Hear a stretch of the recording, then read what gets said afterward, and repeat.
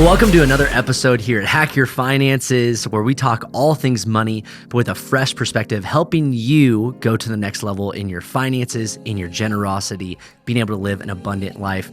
And today I'm excited because we have our very first guest on the podcast, Pastor Eli Nelson.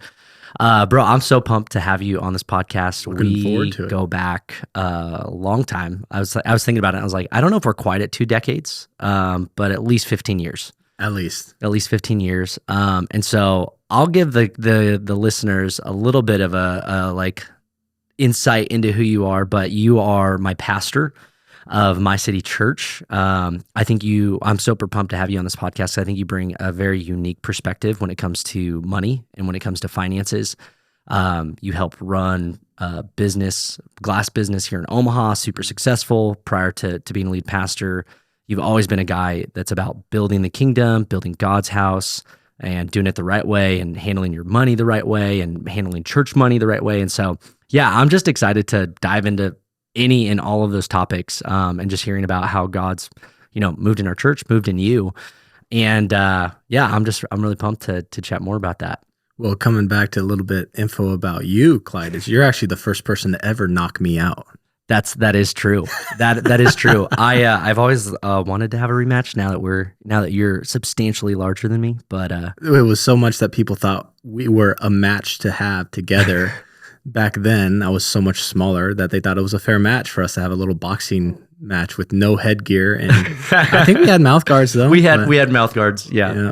Although only to be fair, I think it's always worth saying that you got right back up and knocked my clock off. I think I went crazy. No one does that to me. Went into survival mode. Basically, yeah. But that was a lot of fun, and I don't know if we'd ever do that again. I think we're a little bit older now. And you think so? I don't know. It'd be fun. I'm kind of worried that, maybe we'd have headgear. Definitely headgear. Yeah. Can't break the moneymaker. So yeah. Right. Yeah. But yeah, man, I'd love to hear, for everybody who's tuning in, I'd love just to hear a little bit of your heart. When I think of you and I think about what you've been doing here at My City Church, you're just a guy that just has a big heart of following Jesus, being obedient to him, and having vision. And I'd love to hear kind of your journey of getting a hold of vision in your heart and running at that faithfully.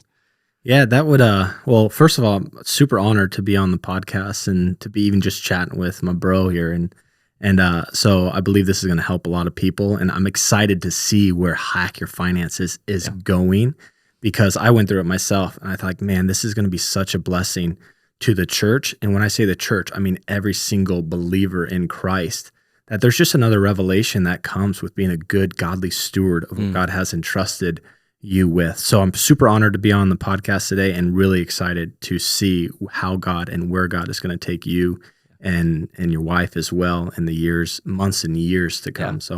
Yeah. As a business leader, I was a big part of my dad's construction business. So it's known as a glazier. Not a lot of people knew what a glazier was. So I'd say I put in windows, and they're like, "Oh, so I said I work with glass," and they're like, "Oh, so you blow glass?" And I'm like, "No, storefronts." And I put in. So we actually did fairly well. We put in we had a niche, and what that was there was a demand for not a lot of lead time.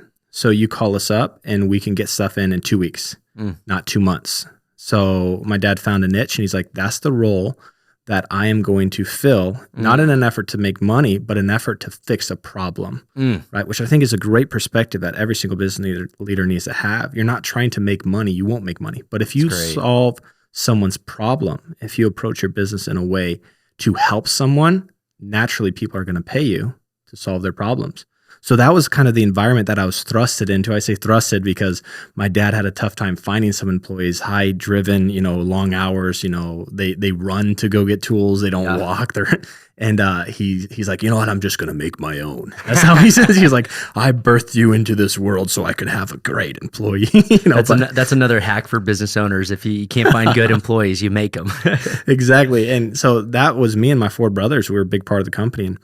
And I felt like God had something upon my life, as I was working, building buildings. And, I never thought I was going to be in ministry. Never wanted to be a pastor. But I felt like there's the idea of I never thought or I never really want to, but it's like, yeah, I kind of feel like God's like got something else.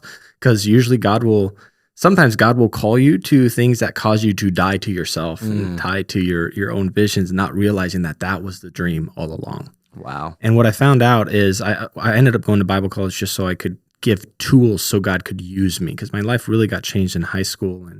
And then I went into construction and didn't really turn back. I was like, God, if you want me in ministry, I'm open to it. So continuing to further my education, I was listening to podcasts nonstop, not with the idea that I'd work at a church, but I just wanted to give God stuff to use. So you would catch me all the time with headphones in, listening to different books, different podcasts. I think I had all of Elevation Church's podcast all the way back to 2008, back when they had like their core value series, and I listened to it all to the beginning. I encountered God several times on the job site, which, by the way, you don't have to encounter God just in church. Yeah. You can encounter him in your drive to work, at work as well. I mean, if you're a doctor, you probably shouldn't be listening to worship music while you're performing brain surgery or something like that. But and then a moment came where God was like, "Hey, I prepared you for this." And so it was just a drastic change in a moment in my life. And so I found myself going from one profession to another that are actually very similar. I didn't really realize how similar they were in the words, "I've prepared you for this." And I go back to building buildings, right? So every single building has different components. I was part of the exterior. I was putting in windows, storefronts, entrances. But I found out that as a pastor, it's not necessarily the exterior of the building that matters most, but it's every component. And so God kind of took me, he said, "You were building physical buildings. Now I want you to build mine. Wow. I want you to build my house." And I was like, okay. So I had to take a moment. All right, God, I can just start on the windows, or do I have to start on the foundation? And that's what I found over the last 2.5 years that I've been in the position. God's like, what are you building this upon? And so as our church, we've really taken a focus. Like, we can have great systems, and I love systems. And I think there's some really great ones out there that can help. God was about systems. He had the ark, the tabernacle, and he's like very intricate details of how things would play out. But all of that was built around his presence. Yeah. And I found like, okay, if there's going to be anything foundational, it's got to be the presence and the power of God. Like we found out through COVID that there's a lot of things that were tested in. And I feel like for every single individual, you can go back to a moment where you've encountered God. Not necessarily where you're taken through a course or through a class. All that stuff is good, right? But I would call those like the structural parts, not the foundation. Yep. Right? So you start in the foundation and then you build from there. So I've been able to see how God used what he brought me through as a glazier to now what he's bringing me through as a pastor. Wow. And so it's like the idea of God prepares you for what he's called you to. Absolutely. So you never forsake the season you're in trying to get to the next one. Yeah. Because you'll never learn what you need to learn in order to carry what God's calling you to carry. And so I found that I have one life. So I'm not waiting to live my next life and my next season and my next calling. Well, one day when my kids move out, then I'm going to be able to. No, like, this is my life. Yeah. So I'm going to take it for what it's worth. Everything that I've got, every opportunity that I get, this is what I'm called to right now. And that's what I found. And I'm still learning. I'm 32 years old and I'm still trying to figure out, okay, God, what do you have for me right now that I'm learning? And I found that God opens up doors and he opens up opportunities that I don't know if I wasn't prepared, not necessarily that I'm prepared for them, but that if I wasn't digging in the season that I had prior, that I would be able to receive the blessing when it came. Yeah. There's something that I think is super interesting that is kind of throughout your whole story, where you were talking about like, man, I was just growing. I was like listening to everything. I was consuming stuff. And even there, you're ending with like, I'm still growing. Absolutely. And so I'd love to hear like what has caused that in you, and like what are some practical ways that like people can like grab a hold of that? Because I found that not everybody is wired to like constantly be a grower or a learner, but like what's caused that to ignite in you? I honestly think at the root of it, it's the book of Proverbs. So since I was probably 17 years old, my mom gave me a Bible reading plan, and in it had a proverb a day. And I've heard the saying, a proverb a day keeps the devil away. And I'm like, it's true to an extent, but it constantly talks about how the wise wisdom is found in the abundance of counsel. Yeah. To seek wisdom above all else, find wisdom. Yeah. Like, and you find pathways of life. And so big fan of that. And that just kind of taught me that I don't know it all. And I think I've carried my perspective in life and everything really, that anyone can teach me anything. Yeah. The poorest person can teach me how to be happy without It's great. an abundance of resources, right? And the richest person can teach me that even if you have all the things in the world, you can still be unhappy. Yeah. I remember watching this short real quick on YouTube about this guy. He was a billionaire in a private jet, and he was talking about, I had my family, my kids, and I'm a billionaire now, but we got divorced, and now I never see my kids. I see them like once a month. And he's like, it may be hard for people to understand, but I would give up all of this in the effort to be with my kids again on a regular basis. And it's like, I can learn from that. Yeah. I can learn from anyone. And I think the moment that I did that is the moment that I feel like I can't learn anymore. I've stopped. My mom always taught me, she said, Eli, even though you graduate from high school, because I was homeschooled, and she said, even though you graduate doesn't mean that you ever stop learning. Learning is a lifestyle. It's not a class. Life is a class. Wow. I think, dude, I couldn't agree more. And, there's something that I'd love to dig a little deeper in, even just around that like YouTube short that you're talking about. But I think when I think about big vision, or even when I think about just like building God's house, building a business, there's sacrifice attached to it. And I think that like even that guy had mentioned that, it was like, man, I gave up these things. There was a price tag attached to me now being a millionaire or billionaire, being on a jet. How have you navigated that journey of like counting the cost, what sacrifices and what you weren't willing to sacrifice? Because I think that we've had some conversations around that of just like awakening of like, man, there's some price tags I'm just not willing to, like, I'm not willing to sacrifice X for Y. Yeah. And how have you navigated that in your journey, whether it's from serving, being a pastor, building a business, and being able to draw like those lines and boundaries? Yeah, I would say it has a perspective on the one thing money can't buy, and that's time. So wherever you put your time, your biggest regret is not going to be what you've made, but what you can't get back. So you can make money your entire life. Yeah. So you have to be able to look at your life and say, what can I not get back? What can I steward right now? So for some people, it's like, hey, to be honest, you might not be able to run a marathon when you're 50. Maybe, who knows? If you're like training really hard, I'm sure there's plenty of people that have, right? But one thing I know is that my kids will only be 4 years old once.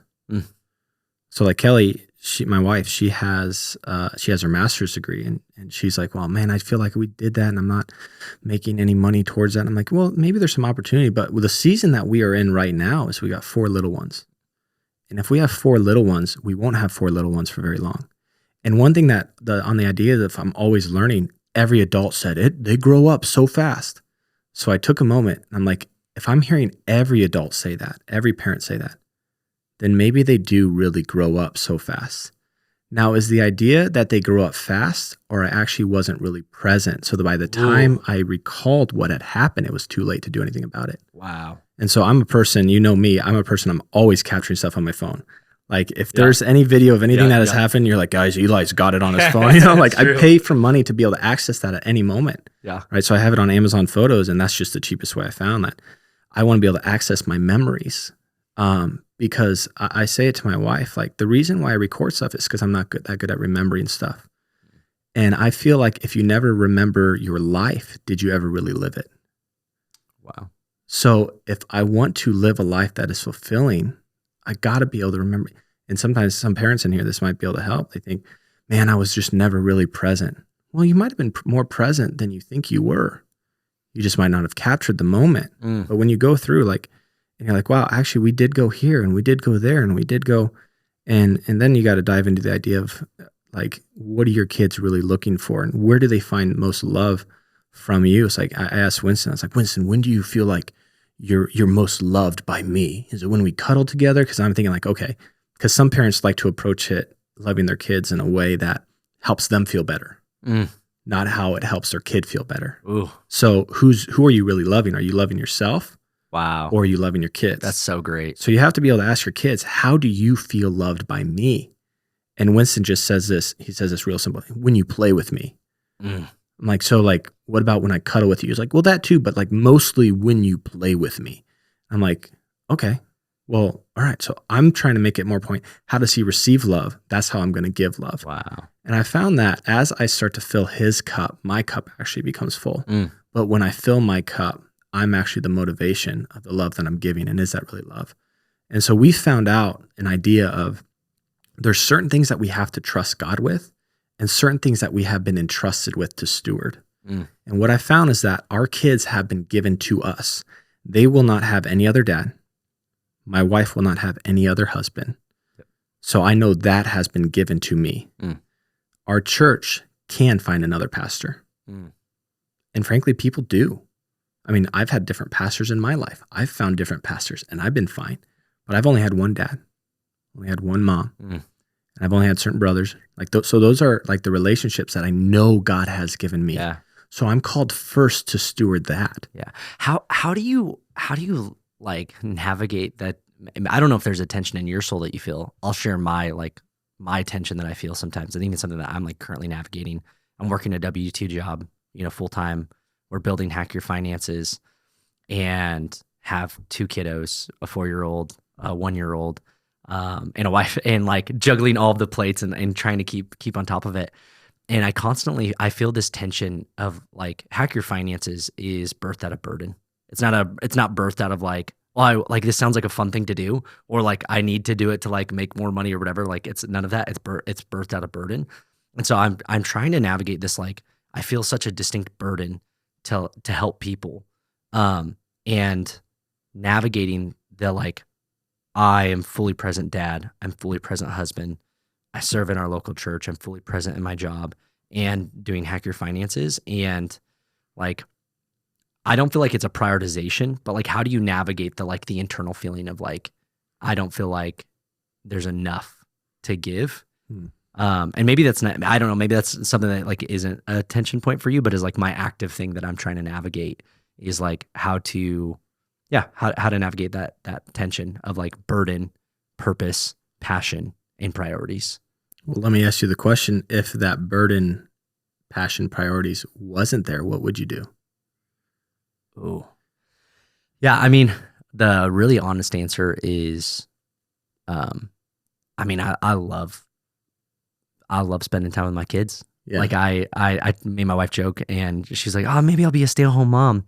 And we've talked and I'm like, I don't know. I think I'd rather be a stay-at-home dad. Cause I just love the playing with them. Like nothing makes me more pumped when I'm like, I'm going to leave work early this Friday and take him to the zoo because and make memories and like create moments. And that's why part of like why we vacation so much is it's just like, how do we create the moments that we'll remember? And not saying that like you can't make memories and moments in the mundane, because I think both are actually super needed.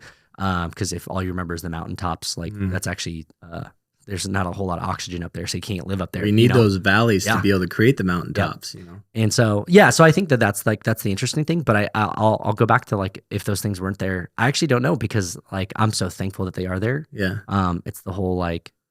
Now I'm not about to compare Hack Your Finances to Jesus dying on the cross, but he's like, man, if there's any other way, take a cup from me. Yeah. And like I've asked that of God. I'm like, God, if there's any other way, like help me not like remove some of this burden that I feel in my heart to like live this life. And God goes, I can, but I don't think you actually want. Like I don't want you to. I don't think you want me to. And that's the thing that I've now settled into is I've now gone, man, I actually am thankful for the burden that I feel. Now I'm just asking, how do I carry it better? Yeah. Because there's some people that look at their kids as burdens, as hindrances. That's a whole conversation. Do what God has called them to do. And it's like, hold on a second. Like, if you're looking at them as a burden, they will be a burden. But if you're looking at them as a blessing, guess what? They're going to be a blessing. Yeah. Oh, I can't do as much as I want to do now. It's like, hold on a second.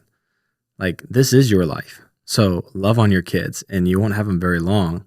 And if they feel like a burden, if you are a burden and you feel like they're a burden to you, they're going to feel like a burden to you, and they won't feel like a priority to you. But I more so speak on an idea of mindset, like how you think about something. And I think a lot of parents are frustrated with the idea of they never feel like they have enough time to be able to do stuff with their kids. Well, first of all, mindset, you actually have more time than you think you do. Just log how much you're on your phone when you're at home. So sometimes when I'm at home, I'll put my phone in the drawer and I'll put on Do Not Disturb. And love it. Like even last night, someone called me at like 10 o'clock. I was like, bro, I was in bed. I was sleeping. I was like, I was spending some time with my wife. And don't get me wrong, like I'm not perfect. And I have times where I was like, man, you know what? I should have spent more time. I should have been more present. But it's that very conflict that you have that actually causes you to be a better parent. If you weren't aware of the fact that you were not present, that would actually be worse than being aware of the fact that you were. not present. So it's like, it's the tension. It's a mindset of the tension that I'm going to embrace the fact to where sometimes I'm uncomfortable because feel like I have been away from my family for a period of time in a way that I can channel it, that can cause me to be more present when I'm actually there, rather than just being downcasted. Man, I'm just a bad dad. No, that's not the case. The very fact. So I'm going to welcome that feeling as an opportunity to be a better parent, as an opportunity to be a better husband, as an opportunity to be a better friend. That if I feel like I haven't chatted someone, so what am I going to do about it now? Am I going to live down in the dumps about how I feel about how I'm doing in terms of my priorities and how I'm doing in terms of like giving the church all I got, and then giving my wife all I got, and then giving my kids all I got? Because I think there'd be a lot of people, especially high value, high driven people that are the target, like this that are going to be listening to this podcast. Like, how can I do better? Yeah. For the most of the time, you're going to be thinking, how do I do better when I feel like I'm giving it all I've got? And I think just having that perspective, like, one, always thinking that I can give more, but I feel like I can't give anymore. But it's all about mindset. I have more than enough to do what God has called me to do. So there's sometimes when I feel like I've given all that I've got, and I'll sit in the driveway just for a moment. I say, God, I thank you for your Holy Spirit that always leads me in your triumphal procession. God, I pray right now that you would give me the strength to be the dad I'm called to be the husband I'm called to be. So as I get out of the car, I'm leaving my work there. I'm leaving my back pain in the car. I'm going to get out, and my kids, if they want to do a running hug where I'm like, my back, no running hugs today. I'm like, screw it. My back is fine. And I found, dude, it's like mind over matter to an extent. Like, I found that the moment I step in the door, I'm smiling. Yeah. Guys, it's so great to see it. Not knowing that I just had someone chew me out about how I was pastoring the church. And it's like, my kids don't deserve that. My wife doesn't deserve that. So it's not an effort necessary that you're separating everything. But in order for me to give my full attention to the people where I'm at and where I'm present, I almost do have to be able to separate. I'm not going to bring that into this conversation, even though I'm upset about something over here that my wife doesn't deserve that. Now, if she asks, then by all means, I can share it with her. Yeah. But I found that has really helped, just taking a moment just to think, where am I? How do I be present, fully present? Like, my phone right now is on do not disturb. Yeah. Right? Because I wanted to be fully present right here with my bro, and I want to be able to chat about things. And I'm enjoying this to the fullest because I choose to.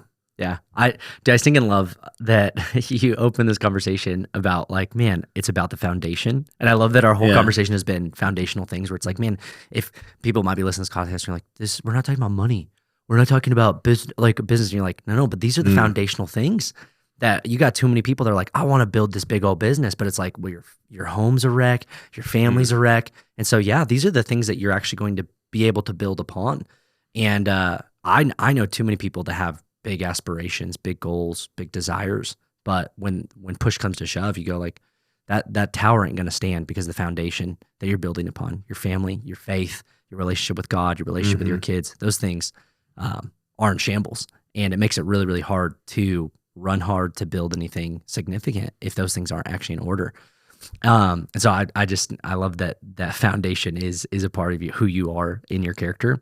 You said something just a few seconds ago where you said, God has given me, I have everything I need to walk out the things that God has for me today. And you're talking about that in your family, but I love to like shift that in when it comes to like that statement, but in regards to leading our church and leading, like right now we're actively praying for building and praying for land, praying for God to open up the right doors for our church. And so for any of our listeners, if you have a building in Omaha, Nebraska, and you're looking to bless a church that's growing, that's honoring to God, feel free to reach out. We'd love to chat with you. But back to the question, how do you navigate that? Like, tell me more of like your journey of that statement in terms of leading our church with big vision, going, man, we've talked about it, like I've got so much big vision of what the next 3 years, 5 years could look like, but I know right now I've got what I need. Yeah. And great question, because it took everything within me not to go off into that tangent when I mentioned that. I'm like, I got everything that I need as a dad. Also, like, finances is so true. Like, there's a great book by Rich Dad, Poor Dad, and it basically describes like the mindset of really an entrepreneur or successful entrepreneur at that is that you're approaching something not, I will never be able to, but how can I? So when you're looking at a car, you're not saying I'll never be able to buy that car, but you actually say, well, how can I buy that car? How could I afford it? Mm. And that was really freeing for me because I understood that I have everything I need to do what God has asked me to do. Mm. So some people look at it as when I get enough, then I'll give, right? Which isn't actually the case. It's actually, what if once you give, you realize you have more than enough? Yep. So I've realized there's some people with $50,000 a year in their paycheck that give.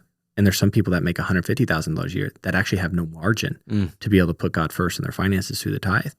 And so even as a pastor, my whole life I've tithed. Yeah. Even as a pastor, I tithe. Yeah. Right. And some people are like, well, you like the man of God type stuff. Do you really tithe? It's like, I know that I have been entrusted with resources, and it's my duty to be able to give back to God the first 10%. Yeah. And especially if I'm going to be asking my church to, I better be one that is living, eating, breathing that.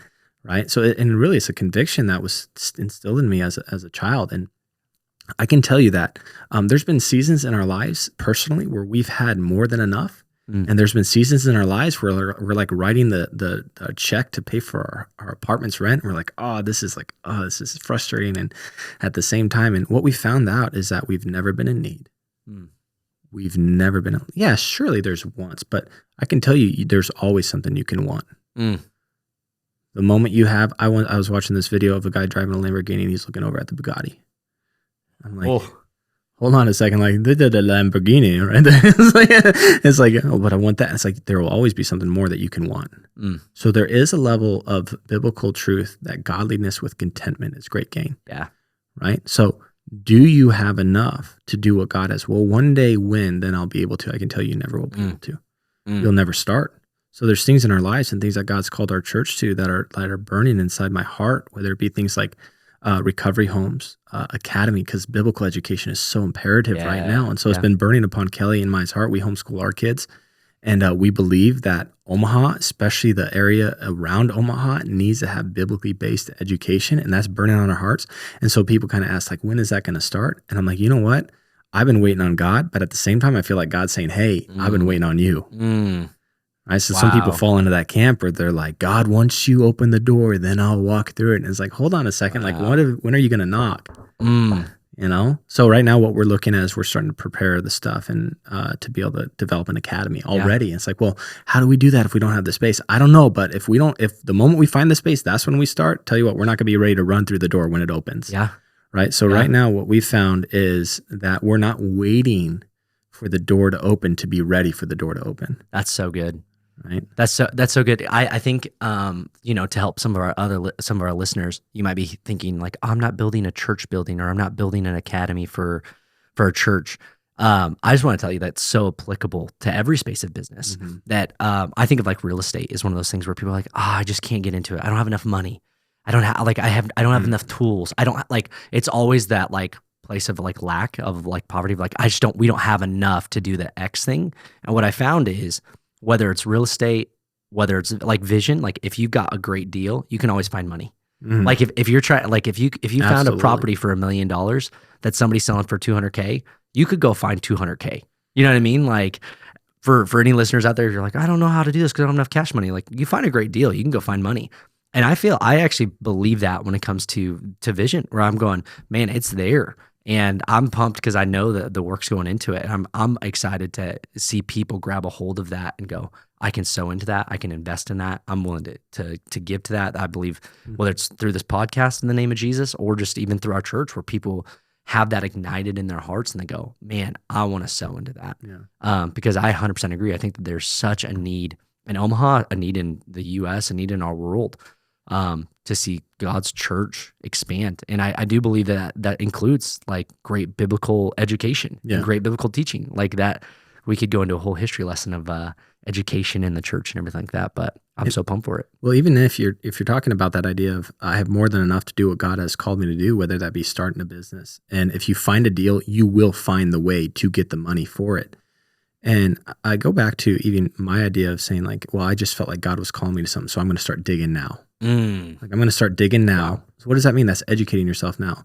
Some people are waiting for the right deal and the right house to buy, and they're like, I just wish there was someone in my world to tell me why. So next time they'll tell you again. So you're going to buy that house that they told you, and then you're not going to do anything till they tell you again. Or you actually get educated in what to look for in a good deal. And there'll be some times where you screw up, but that's an expensive lesson. Some of my most expensive lessons was when I was day trading.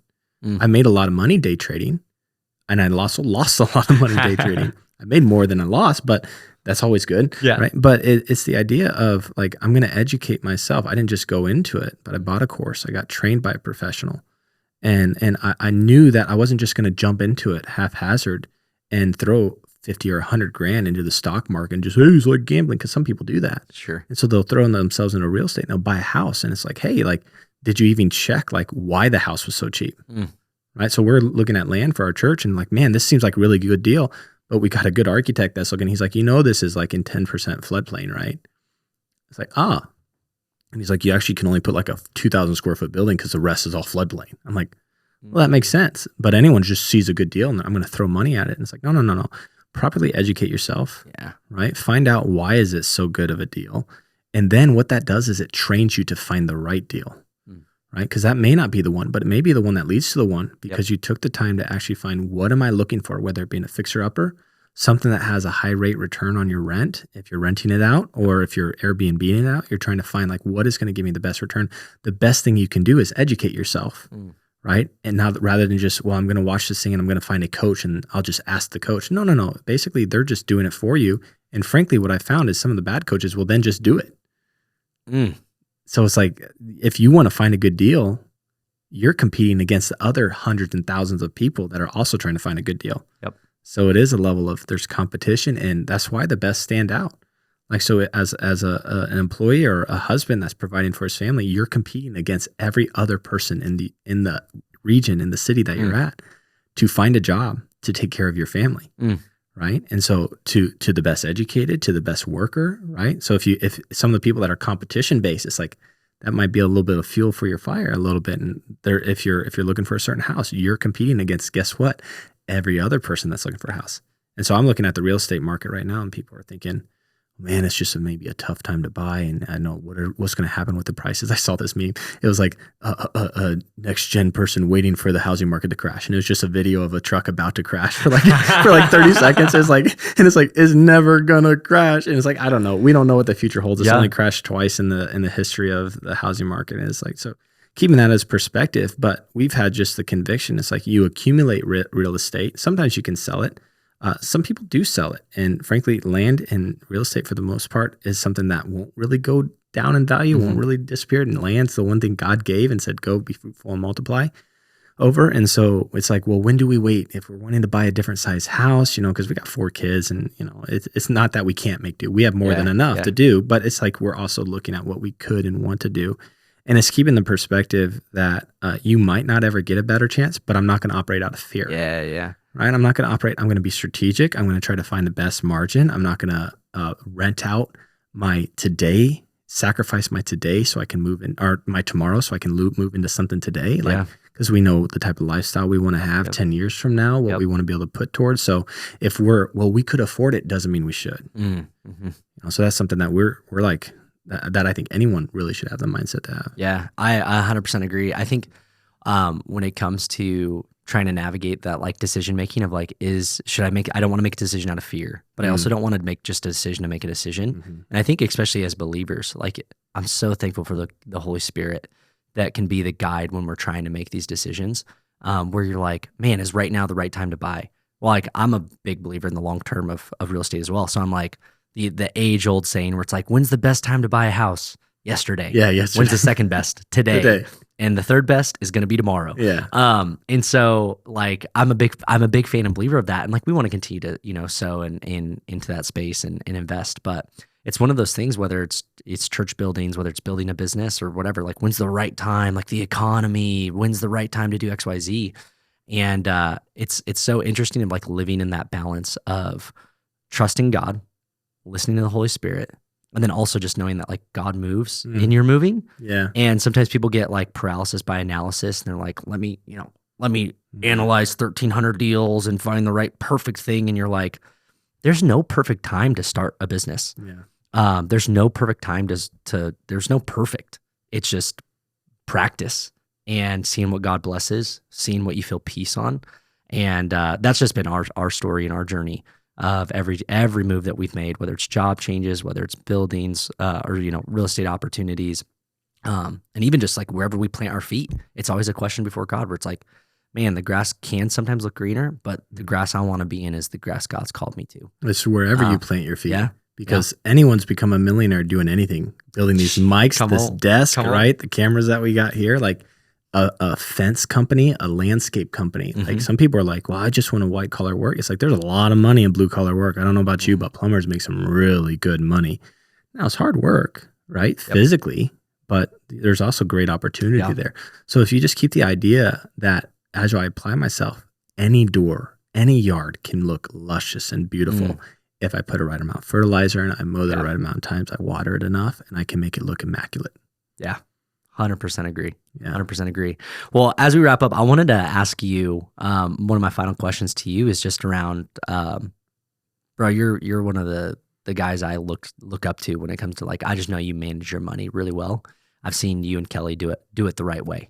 And what's the thing that you wish people knew when it came to finances, when it comes to whether it's finances, whether it's giving to the, like being generous in spirit, whether it's giving to the local church, whether it's like learning how to tithe and give abundant, like very broad question. But what's the one thing you wish like people knew? Like if everyone in the world was listening right now when it came to money, it would be that you are entrusted with it. You don't own it. We went through some seasons of, we weren't making a lot of money. And then we went to making more than we knew what to do with, than to doing good. And it's like, when I had the idea that it was never mine to begin with, I can be a blessing in every season. One of my favorite Bible verses is 2 Corinthians 9:8, and God is able to make all grace abound to you, having all that you need in all sufficiency, you can abound in every good work. So the idea of money isn't necessarily a goal as it is a tool to achieve the goal. So people look at money as something that you can accumulate, but it's actually called a currency because it's meant to get into a current. It's meant to put it to use. So just like a river going somewhere, you can't save yourself up to be a millionaire. You got to be able to start businesses, invest in the right things, invest in real estate. And some of the best lessons you'll have are the most expensive, where you lose a lot. And that's okay. But if you got it before, you can get it again. And one of the best revelations I feel like a person can have is that it is not a finite resource, but you can continue to accumulate it. If you've got it before, you can do it again. And that I'm being a steward of what God has entrusted me with. And so if I'm being a steward, and if God can have it come to me, what am I doing to get it over to God? So there's a level of sowing and reaping, which is a kingdom principle that I hope a lot of people grab the revelation of, is that when I put God first in the tithe, I'm returning the tithe. But there's also a level of offering that is above the tithe, and that is actually seed. So some people are like, well, great. Hey man, I've been tithing. Why isn't God? Well, hold on a second. Like, one, did you do it to God so God could bless you? Because that's out of the wrong heart. Like, I'm returning to the tithe, but like the returning of the tithe is like a rebuking the devourer type stuff. But if that's your motivation, again, like it goes back to the heart, and like, I'm giving because I've been given so much. Right. But there is a level that God has called us to abound in every good work. And so there's some Christianity sects that look at it as, well, I'm as poverty Christianity. And I'm like, well, if God called you to that, hey, more power to you. But don't curse the rich person just because they got a lot of money. Right? Guess what? They're held accountable to God for that. How they steward it. What's the one thing God asked from the rich young ruler? Everything that he had, because money had become his God. Thing is money is a lot of people's gods, even if you don't have a lot. It can still be your God. Wow. So when I'm looking at what are you worshiping, God will ask for whatever you're worshiping. And so if it is your currency, right? So if you have the perspective, God, this is not my God. This is a tool for me to glorify my God. So if I'm looking at it from that perspective, guess what? God's actually going to ask to use it, and he's going to have more come to you because you're stewarding it properly. This is a kingdom principle that can only happen through revelation, not through motivation. Well, if I do this, then I will get. Well, I don't necessarily know if that applies, but when I've been revealed that I have been entrusted, guess what? I can be trusted with what God has given me.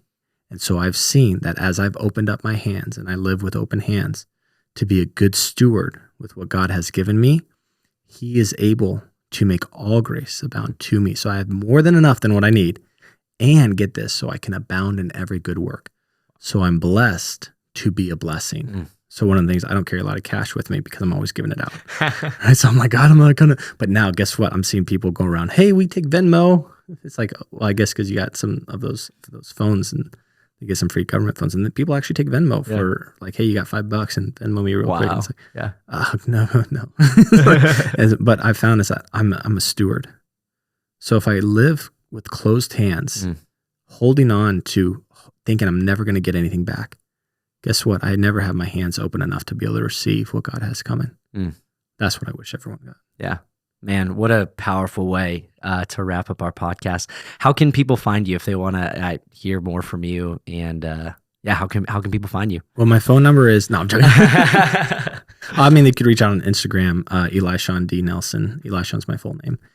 Eli Sean D as in Daniel Nelson. That's my Instagram tag. And that's probably the only way, actually. Yeah. So awesome. Or come to My City Church, Omaha, Nebraska. Come on. mycitychurch.cc. That's what God's doing here in Omaha and what God is using us to do. So yeah, awesome. Well, thank you so much for being on the podcast today. I hope that it's been a blessing to all of you who is listening and watching.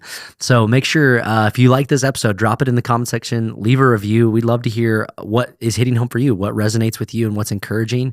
And we hope to see you in the next episode.